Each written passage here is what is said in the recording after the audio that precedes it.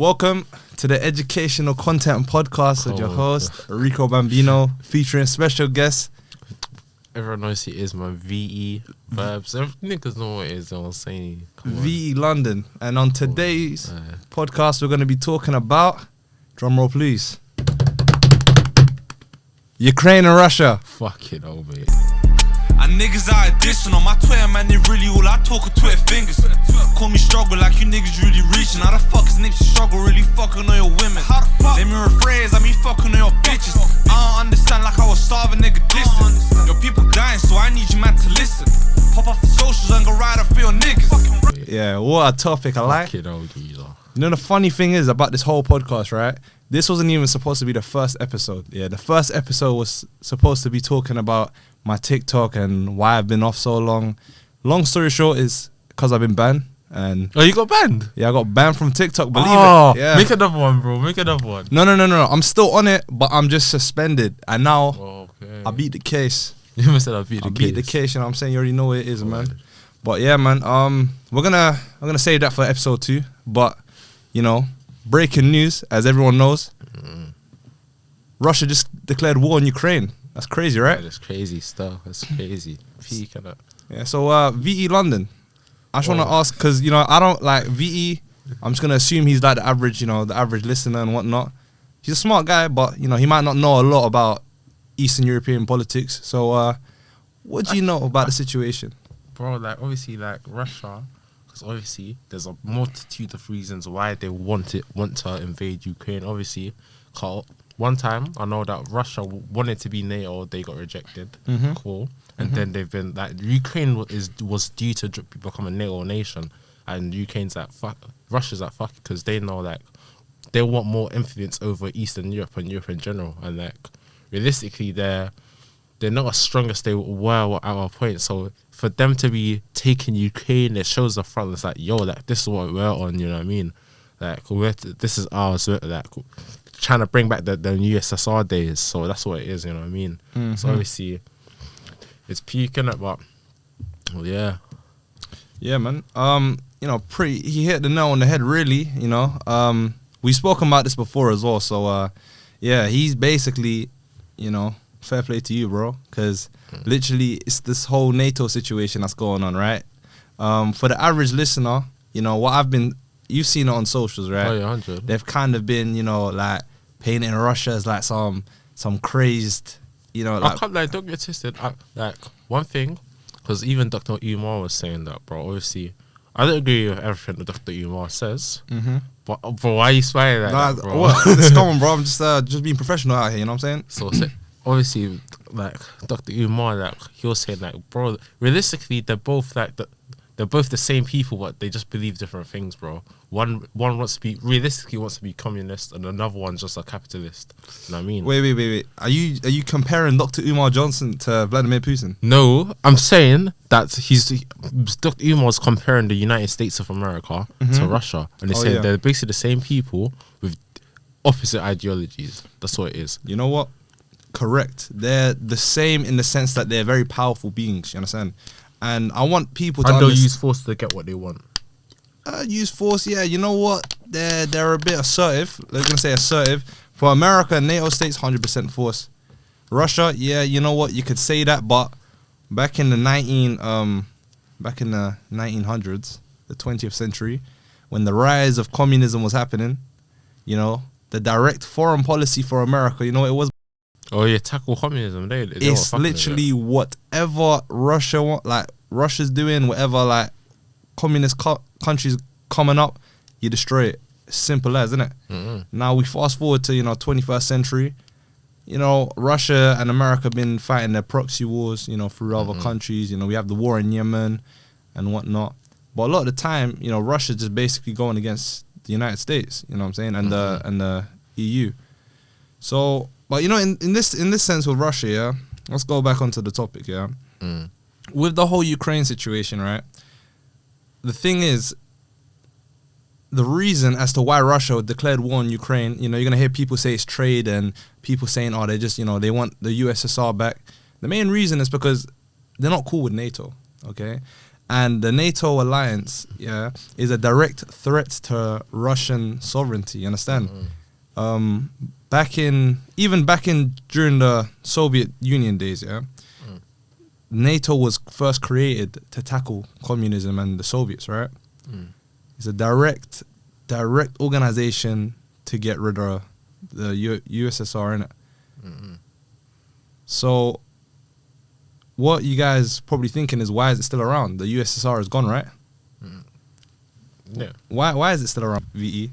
The USSR? What do you mean? No. Why is NATO still around? If the whole because obviously, like, I think they just want to be a powerhouse, bro. Because remember, Exactly. them man, they all make the decisions, bro. If you do something that goes against it, like mainland Europe and fucking United States, bro, you're done for, bro. You know what I mean? Like, gee, like, people need to check the history books. You know what I'm saying? Like, bro. Facts, man. You know what's funny? I'm just checking the notes right now because I structured this podcast. You know, this is the first episode. I'm trying to be as professional as possible, but yeah, man. So NATO was created, again, as I stated before. It was created to get rid of communism in Russia, right? Fun fact that a lot of you probably didn't know is that Russia actually asked to join NATO back in the USSR days, right? And you know what the response from NATO was? Because again, their whole cause is to be against Russia, innit? But they disguise it as, we want, peace in the world, right? So if they want peace in the world, why did they reject Russia's claim? And again, it's just to directly get rid of the USSR and Russia as a whole, innit? So we fast forward now into the 21st century, 2022, and you see NATO consistently getting closer and closer to the Russian border, even though they stated, they had a meeting with the USSR about NATO and how they're not gonna go past certain countries. They're not gonna take, like, Poland and like the Balkan states, but the US violated the agreement. So it's been building up, and they've been pushing back and getting pushed back and getting pushed back. The buffer zone of countries separating Russia and Europe has, been getting smaller and smaller over time. I'm gonna put a map up so you guys can see. So there's the map. So with that map, and as you can see, like the amount of land that is lost. If you was Russian, or if you was Vladimir Putin in this situation, again, this whole alliance and organization was created to get rid of you, right? And you've asked to join and they refused you. So what would you do in that situation? You're probably getting controversial. No, bro. Wait. What would you do, VE? If what, like, man was running Russia? Okay, yeah. So say I'm NATO, and now I'm coming up to you in your personal space, yeah, and you're running VE, the country VE Media World. So what we gonna do? Because obviously you got to flex in it, you know what I'm saying? Like, you need to show what going sometimes. No, but I'm trying to destroy VE Media World. Yeah, that's what I'm doing. Obviously, because Russia is smart. Like, them and linking up with China, you know what I'm saying? So obviously, like, that's good for them same way. It's a common misconception about the China thing. Because again, if you look at the history, right, they're definitely closer than they are to the West, 100%. But they're not as close as people think they are. Like, they're not really boys, buddy. They used to be, again, because of the communism and all that. Russia, the USSR, used to be big bro to China back in the day. And then eventually they split. Mao Zedong, the founding father of communist China, he split, and he changed the communism strategy a bit from what Russia was doing in it, and then they separated their ways. And it's arguable that his way was right because they outlived the USSR. But yeah, like, the relationship hasn't been boys, like buddy boys. You know what I'm saying? Certain decisions that America and Russia have disagreed on, but China's agreed and sided with America, like back in the invasion in Afghanistan. And obviously there's a whole plethora of reasons why they did that. One of the main reasons as to why they sided in the Afghanistan thing is because of Taiwan. Whole nother episode on the pod, yeah. But there's a common misconception that China and Russia are buddy, but that's not the case. So it's just basically Russia by itself at this moment. Obviously, you got their allies like Iran and even India, but they're not really going to be intervening. It's basically Russia and, versus NATO and America. America is NATO, but, you know what I'm saying? So in that situation, VE, what are you doing? Gotta show what I got on, you know what I mean? Say, like, obviously, like, bro, I don't know how this obviously I'm gonna get backlash, but obviously, like, with Russia, obviously, I don't agree with people, like, random people getting killed and shit, man. I've never been with that. But firstly, like, it's just it's upsetting that it's gone like this. But, that I would want to create more influence. That's literally what he's doing. He wants more influence in Europe. Cause they're not gonna sanction Russia forever. Plus, Russia's smart. They live with sanctions. I'm even hearing that certain billionaires, when they get sanctioned, from now they already know how to live with these sanctions because they're so used to it. So they can evade these sanctions. And now these men in the European Central Bank, they're trying to figure out ways to like even with crypto, they're trying to say, oh, maybe we should make some more restrictions on crypto so that these Russians won't be able to evade our sanctions. You know what I'm saying? So these men have probably thought out. They probably planned this for like a year, man. Let's keep it 55th Street. You know what I mean? Man said a year. I mean, they probably thought about this for more than a year. You know what I'm saying? Because this has been. It's been leading up, bro. Probably even from 2014. Man said 20. Yeah, bro. Before that, bro. Like literally, during the USSR days, they've been thinking what's gonna happen. You know what I'm saying? But do you wanna get into let's get into 2014 because everyone hears about 2014 getting thrown around. The Ukrainian revolution, right? Or is it? Ukrainian revolution to some, a successful coup attempt by NATO and Western allies for others, innit? So let's look into the Ukrainian history, right? So Ukraine, obviously, we know how it formed, the USSR, the collapse of the USSR, Ukraine gained its independence, yada, yada, yada, okay? There's three main people, and I'm not gonna say their names because I forgot the pronunciation and I don't want to butcher their names, yeah, but three main people, and they were all the leaders of Ukraine at one point in time or another, yeah. The first one is we're going to call them pro-Russia. I'm going to put all their names up there anyway, and you're going to see their pictures and whatnot, but pro-backed Russian leader, innit, yeah? Cool. He was elected, right? And then people said, rigged elections, whatnot, blah, blah, blah. Okay. The next person that comes in now is the economist guy, okay? The economist guy, funny enough, even though he's an economist, was struggling with the Ukrainian economy, and it was collapsing and failing, right? And so it leads us to our next leader, who is a woman who was very corrupt. And, just like very corrupt, taking a lot of money and whatnot, yada, yada, yada. At this point, the Ukrainian economy has been struggling, not a lot of stability, a lot of corruption. So they democratically this time vote back the pro-Russian leader. The more pro-Russian leader, yeah? They've democratically voted, and I'm not just saying that just to say that. Like, they actually had independent vote, fact checkers or, external people to come in to check if the voting was cool. And they said, yeah, third party people came in to check the votes. He's voted in now, and he's running it. He's always been clear on we're going to side with Russia more so with the West. And the other two prior were more on the Western side, right? He's always been, we're siding with Russia more so. We're not joining NATO, we're not doing this and that, okay? This brings us to the 2014 Ukrainian revolution / coup attempt, yeah? He was in charge, and he was overthrown by neo-Nazi Ukrainians backed by the West, okay? Now, don't get twisted.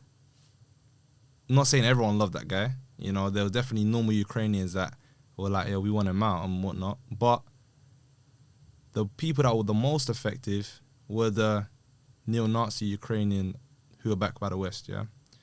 So these lot have now overthrown this guy, this democratically elected leader, yeah? They've overthrown him, yeah?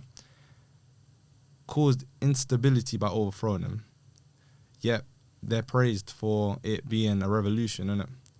And not only that, but for the 8 years from 2014 till now, they've been consistently bombing the 2 regions in eastern Ukraine on the border of Russia who are, you know, minority Russians, majority minority No, I Russian. think the Russian-speaking Ukrainians or some shit like that. No, there's Russians in there, ethnic Russians, Yeah. but like it's like a lot.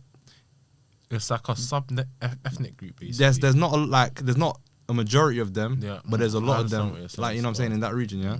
And even they're Ukrainian Russian speaking. We're gonna just go with VE there. They've been bombing them for 8 consistent years, having a fight back and forth, fighting, because these lot wanna be with Russia, right? Cool. So no one talks about this. You don't hear the Western media say a thing. Crickets, you know what I'm saying? They don't talk about the previous agreements that they've had with Russia in terms of having Poland, Balkan states, Ukraine being a part of NATO, yeah, and not infringing on that agreement. They don't talk about how many times they violated that agreement. Yet all of a sudden, you just see that, Russia just attacked Ukraine out of nowhere, innit? But this has been building up, and a lot of people don't know this. And, you know, even today, VE and myself on Instagram, we posted videos of Africans who went to Ukraine to study, and black people as a whole, who went to Ukraine to either study or they're just there for whatever reason, maybe work or whatnot.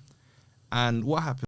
What happened, VE? So obviously, from what I know, that these men are trying to go towards Poland, innit? Mm-hmm. So when you cross because obviously, people don't know about Poland, and they know, innit? So anywho, innit? So there was like allegedly, obviously, I'm gonna say allegedly. Mm-hmm. So allegedly that ethnic minorities were sent to the back and they were told that Ukrainians have to come first. You know what I'm saying? And they were trying to free some of them, trying to stop some of them from hopping on the train and whatnot. You know what I'm saying? To go Poland and that. I think some of them, they've housed them safely and that. Which it's good to see everyone safe. Hopefully, you know what I mean. Civilians. Yeah, nah. You know what? To add on to his point, not all of them are house safe. I mean, from the videos that I've seen, there have been refused entry onto the trains or even into Poland in some cases. I've seen a video of a mother holding a baby in like -2 degrees weather, or like, you know, like very, very cold weather, you know, just outside because they refused entry just because they're African. You know what I'm saying? So it's like, you're not gonna see that kind of side. You're not gonna see that kind of side of the war. Now, not to say, it's Ukrainians' fault. I don't think it's Ukrainian soldiers, Polish ones though. No.